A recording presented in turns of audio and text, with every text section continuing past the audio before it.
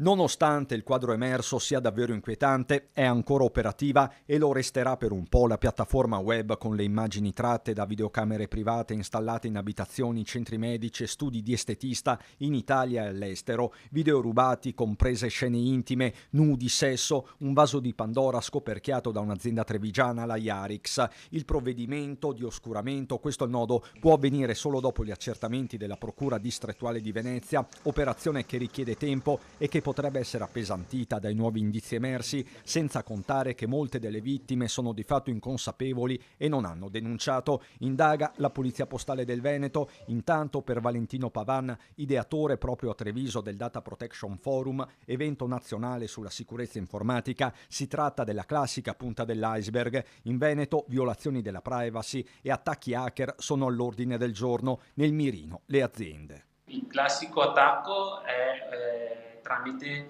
i cosiddetti ransomware, che sono dei software che servono per rendere indisponibili i dati dell'azienda e tramite il pagamento di un riscatto vengono resi disponibili. Sono molto più frequenti e sempre in aumento.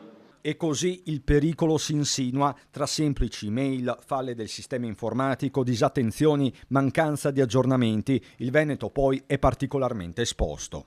Per la tipologia di attacchi il Veneto è particolarmente appetibile perché ci sono tante aziende medio-piccole con poca predisposizione a preoccuparsi di questo tema, che però dopo, quando si verifica, le mette in crisi, e chi attacca sa bene quali sono i mercati migliori. Poi c'è anche la disponibilità economica magari di pagare un riscatto, cosa che non si deve fare. Non pagare riscatti quindi è l'imperativo, adottare buone pratiche la regola. Il mio consiglio è prevenire, pensare, mettere in atto tutte quelle attenzioni che sono necessarie, che sono anche più economiche di ripagare un riscatto e sicuramente molto più economiche dei danni che ne derivano. Perché prevenire, come si diceva il vecchio adagio, prevenire è meglio che curare, ma in questo caso è assolutamente vero.